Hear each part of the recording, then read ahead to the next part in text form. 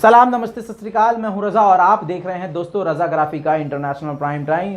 तबीयत थोड़ी नासाज है, बुखार है, सर में दर्द है, आंखों में दर्द है, ज़ुकाम है, मतलब खड़े होने वाली हालत नहीं है, लेकिन फिर भी आप लोगों की मोहब्बत है और नहीं आऊँगा आपके सामने तो बहुत सारे लोग परेशान हो जाते हैं। लिहाजा आपकी दुआओं का असर है कि मैं इस बीमारी में भी आपके सामने खड़ा हूँ। बताऊँगा ये बात, मैं आज जितनी भी वीडियो बनाऊंगा बताऊंगा आप लोगों, क्योंकि हर जगह मैसेज आना शुरू हो जाता है, इंस्टाग्राम पे, ट्विटर पे, फेसबुक पे लोग परेशान हो जाते हैं इस वजह से।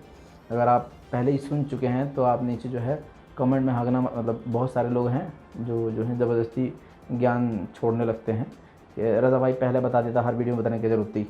बताना पड़ता है बेटा, बताना पड़ता है। सलाम, नमस्ते, सत श्री अकाल। मैं हूँ रज़ा और आप देख रहे हैं रज़ाग्राफी का इंटरनेशनल प्राइम टाइम। देखते हैं, जितनी देर मेरी हिम्मत होगी उतनी देर आपके सामने कैमरे पे रहूँगा और ख़बर बताऊँगा। इस रिपोर्ट की सबसे पहली और सबसे बड़ी खबर ये है दोस्तों कि ईरान का बहुत बड़ा प्लान जो पूरी तरह से हो गया फेल। ईरान इस वक्त अमेरिका और इजराइल के कमांडर को और बड़े बड़े नेताओं को निशाना बनाने की फिराक में है। ये बात 3 दिन पहले ब्लिंकन ने बोली थी और हमने आपको अपडेट दिया था। अब आपको बता दूं कि वो पूरा प्लान ईरान का फेल हो गया है। फेल भैया इसलिए हो गया है क्योंकि तुर्की इजराइल के साथ है। इजराइल के कमांडर को, यानी एनवॉय और कमांडर बताया ना, सीनियर बहुत बड़े अधिकारी जो तुर्की में मौजूद थे, तुर्की के अंदर ईरान की IRGC प्लान करके उनके ऊपर अटैक करके इजराइल को बड़ा नुकसान पहुंचाना चाहती थी, जिसे मोसाद ने फेल कर दिया। और हकीकत यह है कि मोसाद और तुर्की की इंटेलिजेंस ने मिलकर ईरान का ये काम ख़राब कर दिया है। ईरान की पूरी तरह से स्ट्रेटेजी ख़राब हो गई है और ये प्लान बुरी तरह से फेल हो गया है। जानकारी के मुताबिक ये हवा में कोई जानकारी नहीं आई है, ये बात हकीकत है।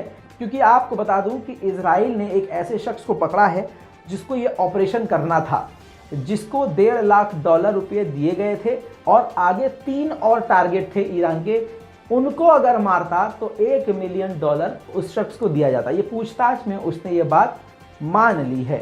ये बात सच साबित इसलिए हो रही है क्योंकि ये हमास और फिलिस्तीन के कई सारे ग्रुप और लड़ाकुओं के साथ जुड़ा हुआ था। बताया जा रहा है कि ये शख्स जो है ड्रग, ये तो इजराइल की तरफ से बताया जा रहा है कि ये ड्रग की डीलिंग भी करता था, तस्करी भी करता था, साथ में ये इजराइल के खिलाफ बड़ा ऑपरेशन करने वाला था ईरान की तरफ से, जो कि पूरा फेल हो गया है। जहां पर दोस्तों ईरान का बड़ा ऑपरेशन फेल हो गया, वहीं पर अगले ही दिन ईरान ने दुनिया की सबसे लंबी बैलिस्टिक मिसाइल दुनिया के सामने रखी है।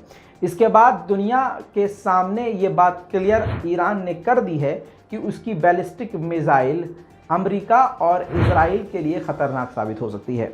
ये जो तस्वीरें आप अपनी स्क्रीन पर देख रहे हैं, ये एक्सक्लूसिव ईरान की मिसाइल है जो कि दुनिया की सबसे बड़ी मिसाइल बताई जा रही है, जिसका नाम खैबर शिकन रखा गया है। खैबर शिकन तारीख़ इस्लाम में आप पढ़ सकते हैं और अपने माँ बाप से पूछ सकते हैं, इसका बड़ा इतिहास है। बताया ये जा रहा है कि इस मिसाइल की जो रेंज है वो 1400 किलोमीटर है। बताया ये जा रहा है कि ये काफ़ी ख़तरनाक हमला करने में सक्षम है और ये ईरान की सबसे अब ताकतवर मिसाइल है। इसके अलावा एक और मिसाइल आपको दिखाना चाहता हूं जो कि ईरान ने दुनिया को दिखाया।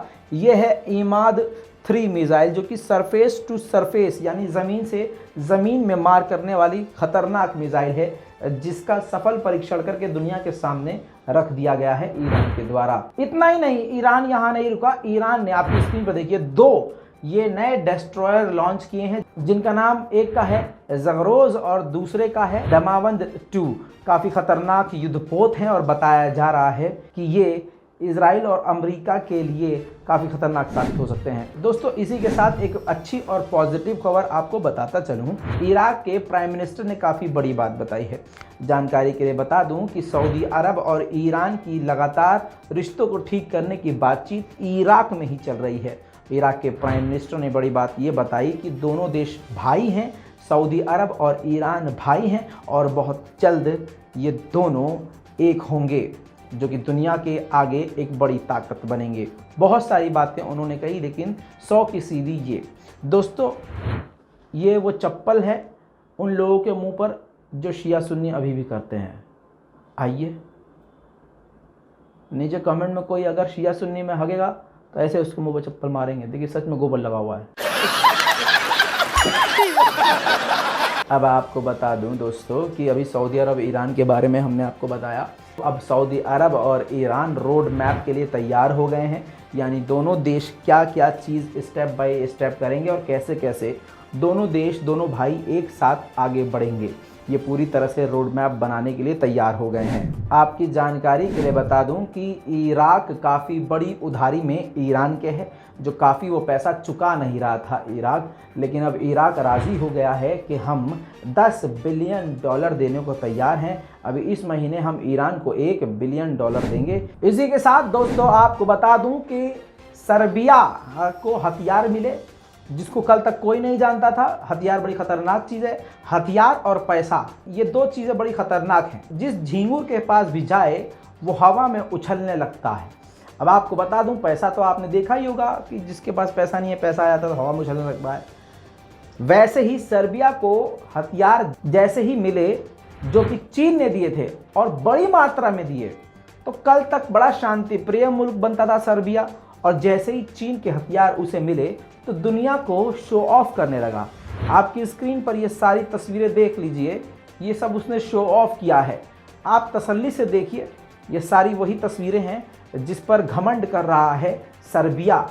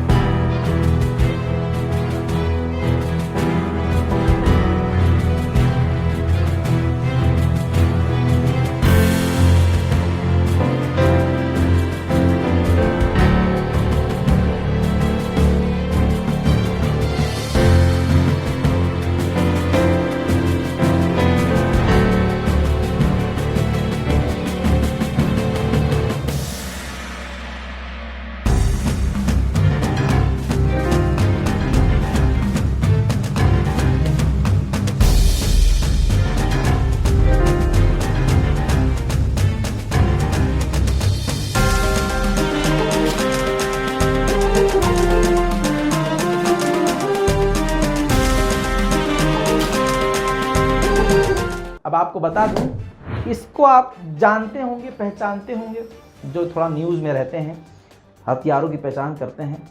ये पहचान रहे ना? नहीं पहचाना? ठीक है, ये आपने तस्वीर देखी। अब आपकी स्क्रीन पर ये है रूस का 400, ठीक है, डिफेंस सिस्टम। चीन ने कॉपी करके सेम ऐसा ही हथियार ये बनाया है। कॉपी पेस्ट करने के मामले में सबसे आगे है चीन। मुझे तो ये लगता है कि Ctrl+C और Ctrl+V का भी आविष्कार ये ससुरे चाइना ने किया होगा। तड़प तड़प के इस दिल से आह निकलती रही मुझको। जी हाँ दोस्तों, अब यानी समझ लीजिए कि चीन के हथियारों पर उछलने लगा है सर्बिया। दोस्तों इसी के साथ आपको बता दूं कि पाकिस्तान के नए प्रधानमंत्री ने फिलिस्तीन के लिए आवाज़ उठाई और कहा कि क्षेत्र में शांति के लिए फिलिस्तीनियों पर हमले रुकने चाहिए और उन पर जुल्म रुकने चाहिए। मस्जिद अल अक्सा पर फिलिस्तीनियों का हक है और उन्हीं का रहना चाहिए। लेकिन कहानी में ट्विस्ट आगे उन्होंने ये डाला कि इज़राइल और भारत दोनों ही अत्याचार कर रहे हैं। इज़राइल जो है फिलिस्तीनियों पर अतिक्रमण कर रहा है और भारत कश्मीरियों के ऊपर जुल्म कर रहा है, कश्मीर के ऊपर कब्ज़ा किया हुआ है।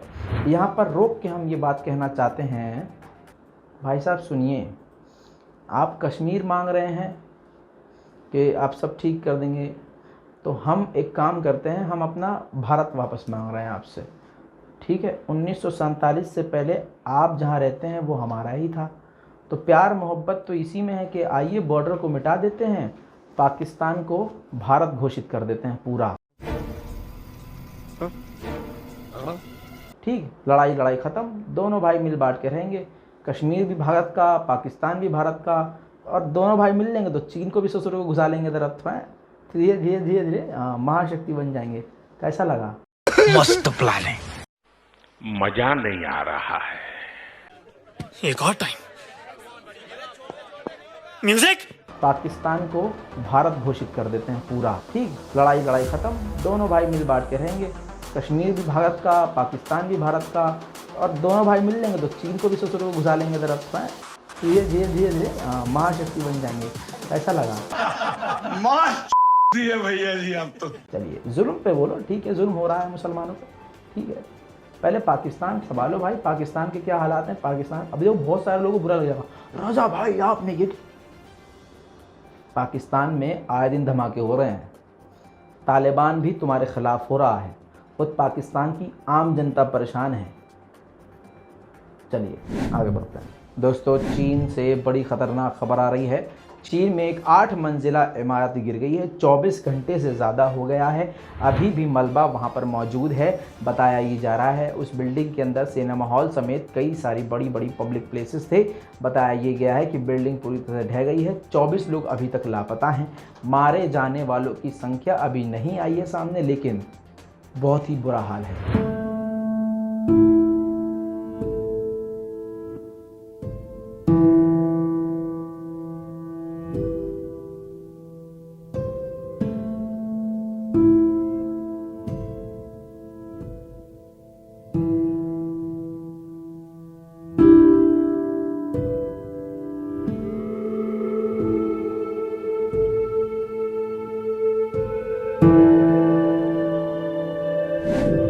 दोस्तों इसी के साथ यूएन में अफगानिस्तान के एनवॉय ने, अफगानिस्तान में आप जानते हैं तालिबान की सरकार, और तालिबान ने ही अफगानिस्तान के एनवॉय को ये बोला कि यूएन में ये बात तुम बोलना। तो अब ये जो अफगानिस्तान के एनवॉय ने बात बोली है ये तालिबान की तरफ से बोली है, इस बात को दिमाग में रखिएगा।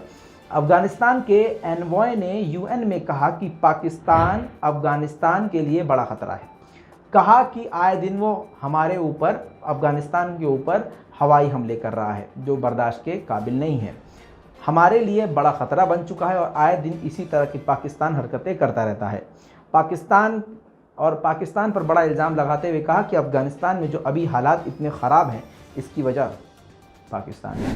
दोस्तों आपको बता दूं कि तुर्की ने आते हुए रॉकेट को पकड़ के घुमा के उन्हीं की तरफ फेंक दिया है, नेटो की तरफ। बता रहे हैं कैसे। अभी नेटो के देशों के साथ एक वॉर गेम नाम की मीटिंग की जा रही है, जी हाँ, जिसके अंदर सभी नेटो के देश शामिल होंगे और यूक्रेन के लिए प्लान किया जाएगा किस तरह से यूक्रेन की मदद की जाए, और भी बहुत सारी चीज़ें, जिस पर ग्रीस भड़का और ग्रीस ने कहा कि सब आएंगे ठीक है, लेकिन हम तुर्की को बर्दाश्त नहीं करेंगे, तुर्की नहीं आएगा भाई यहाँ पर। जैसे बचपन में हम खेलते थे ऊंच नीच का पापड़ा, आइस पाइस हप्पा, कुछ भी पकड़ा पकड़ी, तो उसमें हम जब किसी से चिढ़ते थे 4 बंदे हम खेलते थे, पड़ोसी हमारा चौथा भी है, दोस्त वो भी है हमारा, लेकिन जब हम खेल रहे हैं तो कई बार ऐसा होता है भाई ये खेलेगा तो मैं नहीं खेलूँगा, मैं नहीं खेलूँगा भाई, मैं खेलूँगा ही नहीं, तो भगाओ मैं नहीं खेलूँगा, मैं नहीं खेल रहा। यही हरकत करी किसने? ग्रीस ने, कि भाई साहब ये आएगा तो मैं नहीं आऊँगा, ये नहीं आना चाहिए मीटिंग में। अब ये चल ही रहा था, तुर्की ने खुद ही ऐलान कर दिया कि भग हम खुद ही नहीं आएंगे, जाओ कर लो अपने जो करनी है मीटिंग। तो ये बहुत बड़ा झटका इस मीटिंग को है कि तुर्की ही नहीं जा रहा है, जबकि तुर्की ही रूस और यूक्रेन के बीच बात करवा रहा है। सारी दुनिया के टूर पर तुर्की के विदेश मंत्री निकले हुए हैं। जी हाँ दोस्तों, जब से तुर्की की लीरा करेंसी डाउन हुई 8 महीने पहले, तब से ही तुर्की ने काफ़ी आड़े टेढ़े फैसले लेकर, जैसे भी फैसले लिए हों, लेकिन तुर्की ने अपनी करेंसी को मजबूत कर लिया है। अब तुर्की के विदेश मंत्री पहुंचे हैं वेनेजुएला। आपकी स्क्रीन पर रिपोर्ट देख लीजिए। इस रिपोर्ट में दावा किया गया है कि दोनों के बीच में काफ़ी गहरी मीटिंग हुई है और तुर्की ने बाद में ऐलान किया है कि वेनेजुएला के साथ बिजनेस बढ़ाएंगे, दोस्ती बढ़ाएंगे और काफ़ी ज़्यादा दोनों एक साथ मिलकर काम करेंगे। बड़ी बात दोस्तों अब ये रही कि तुर्की ने ऐलान किया है कि वो वेनेजुएला में इन्वेस्ट करेगा। अब इन दोनों की दोस्ती से दर्द किसको होगा, मैं आपको आसान ज़बान में बच्चों को समझा देता हूँ। अमेरिका को, क्योंकि अमेरिका ने भी पाबंदी सबसे ज़्यादा वेनेजुएला पे लगाई है और वेनेजुएला के साथ ही डील करके उसको मजबूत करने का काम तुर्की ने हाथ में लिया है। तो इससे चिढ़ किसको मचेगी? सही जवाब। दोस्तों भारत ने भी मौके पे चौका मारते हुए चीन को बीच में खड़ा करके ऐसे ठप से मार दिया है। Xiaomi आपके स्क्रीन पर, आप में से भी कई ऐसे लोग होंगे जो चाइना का Xiaomi यानी MI का फ़ोन यूज़ कर रहे होंगे। भारत सरकार ने इसी कंपनी के $725 मिलियन रोक दिए हैं। ये कहा है कि इनलीगल ट्रांसफ़र किया गया था अमाउंट, जिसके चलते हुए ये पाबंदी लगाकर इस अमाउंट को रोका गया है। दूसरी तरफ दुनिया को झटका देते हुए चीन ने अपनी 5वीं सैटेलाइट सक्सेसफुल तरीके से अंतरिक्ष में भेज दी है, जिसके बाद ये लंबी छलांग चीन की मानी जा रही है और ये कदम चीन का अमेरिका के खिलाफ माना जा रहा है।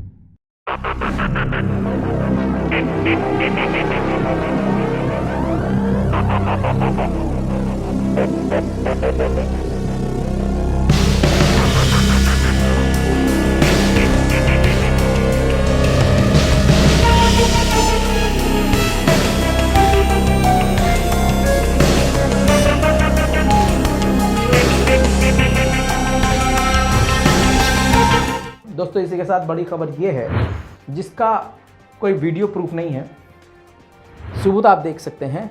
बताया ये गया है कि इराक के बगदाद में अमेरिकी बेस के 4 किलोमीटर दूर एक रॉकेट जाकर गिरा है। हालांकि कोई मारा नहीं गया है, किसी के जान माल का नुकसान नहीं हुआ है। दोस्तों एक बड़ी अजीब और बहुत बड़ी खबर आपको बता रहा हूँ। सऊदी अरब में बिल्कुल दिल्ली जैसी गर्मी हो रही है। बुरा लगता है भाई, आप लोग भी जानते हो यार। मैंने दिल्ली मुंबई वाले बड़े परेशान हैं, मतलब पूरे भारत में बड़ी खतरनाक गर्मी पड़ रही है। अब आपको बता दूं कि सऊदी अरब में भी कितनी खतरनाक पड़ रही होगी आप जान सकते हैं। अब सऊदी अरब बारिश करवाने की कोशिश कर रहा है। जी हाँ, दुआओं और नमाज से नहीं, इस बार वो टेक्नोलॉजी का इस्तेमाल कर रहा है। कौन सी टेक्नोलॉजी वो आप खुद गूगल कर लीजिएगा। लेकिन हवाई जहाज़ के अंदर एक अलग सा इंस्ट्रूमेंट लगा हुआ है, आपकी स्क्रीन पर देख सकते हैं, और ये सोशल मीडिया पे वायरल हो चुका है। सऊदी अरब की गवर्नमेंट ने खुद इसको वेरीफाई किया है। बताया गया है कि इस तरीके से जो भी ये टेक्नोलॉजी अपना रहे हैं और किसी देश के साथ इन्होंने नाम अभी सामने नहीं आया है कि टाइप किया है, चीन से किया हो या किसी और से किया हो, टाइप किया है जिसके थ्रू ये कोशिश की जा रही है इस ऑपरेशन के ज़रिए सऊदी अरब में बारिश कराई जा सके। दोस्तों अभी तक के लिए इतना ही। बहुत बड़ी खबर इस हालत में दे चुका हूँ, माफ़ कीजिएगा कुछ गलती हो गई हो तो, और कमेंट ज़रूर कीजिएगा और दुआओं में याद रखिएगा। रिपोर्ट को शेयर कीजिए। मैं हूँ रज़ा और आप देख रहे हैं रज़ाग्राफी। जय हिंद।